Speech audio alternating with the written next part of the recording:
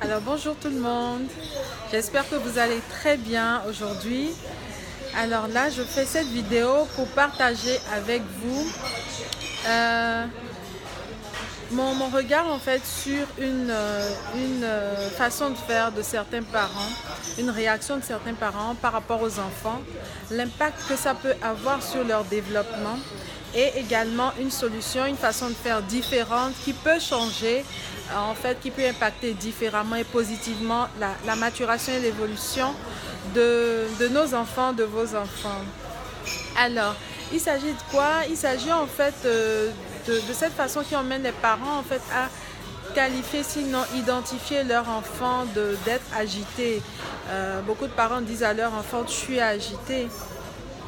Et ce qu'il y a lieu de savoir, c'est que grâce aux neurosciences, on parvient à savoir que, comme je le disais dans une de mes vidéos, plus on va donner une étiquette à un enfant, plus il va s'identifier à cette étiquette et plus il va agir en manifestant en fait l'étiquette qu'on lui a apportée. Et d'autre part, on peut remarquer une autre chose également, c'est que puisque les parents vont qualifier les enfants d'être agités, et souvent avec un langage corporel qui exprime vraiment un désaccord avec l'élan de l'enfant qui est plein d'énergie, qui a envie de s'exprimer, l'enfant va enregistrer que cet acte-là, il est tellement mal qu'il va éviter de s'exprimer et l'enfant finalement va basculer dans l'inhibition de son élan de vie, de son expression. Et là, on sera emmené finalement à construire des êtres qui sont dans la retenue, sont repliés sur eux-mêmes. Alors, que faire finalement face à ça lorsqu'on sait qu'on a vraiment tout intérêt à agir autrement?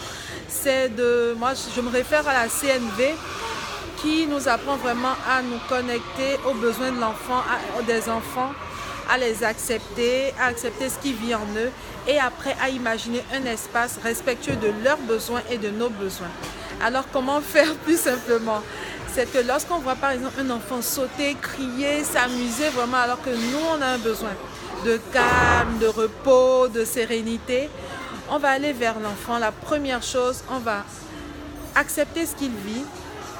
On va décrire ce qu'il fait, tout simplement dire: ah là, je te vois plein d'énergie, je vois que tu sautes. Selon ce que l'enfant fait, là, tu cries, tu as tellement envie d'exprimer.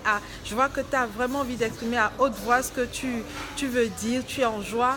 Et dire aussi ce qu'on ressent, parce que c'est intéressant que l'enfant sente qu'on accepte que tout ce qu'il vit en lui est juste. On va lui dire on est heureux de le voir exprimer tout ça.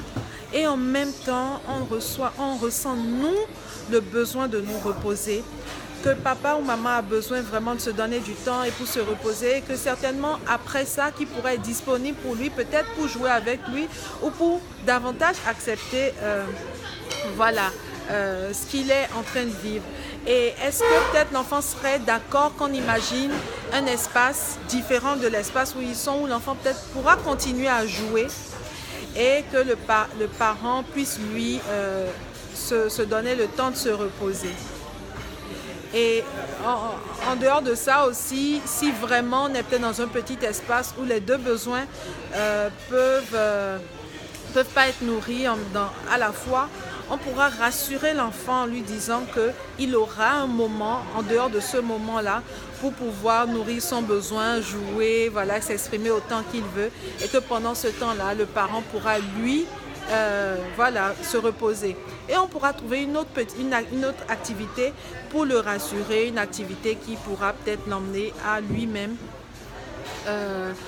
pouvoir continuer à exprimer ce qu'il fait sans peut-être du bruit cette fois-ci, comme je le disais, tout en le rassurant qu'il aura un autre moment de pouvoir nourrir son besoin d'expression. Donc voilà, c'était vraiment l'élan dans lequel j'ai partagé avec vous cette vidéo, de vous faire voir qu'on a vraiment autre chose à faire que de dire aux enfants qui sont agités, de reconnaître vraiment que oui, ils ont peut-être un besoin de dépenser leur énergie, de s'exprimer, et que lorsque vous avez peut-être un besoin de calme, il y a intérêt à le leur partager, à leur faire voir qu'on peut nourrir nos besoins différents dans le même espace, si l'espace le permet, ou de les rassurer qu'ils auront après un autre espace pour nourrir leurs besoins et peut-être de leur donner des activités qu'ils peuvent dans ce moment-là pouvoir faire pendant que vous, peut-être vous vous reposez, vous vous retrouvez, vous, au calme. Donc voilà, et si cette vidéo, elle a résonné en vous, elle vous a parlé, je vous dis merci de l'aimer, de la partager et de vous abonner à ma chaîne. Et je vous dis à très bientôt.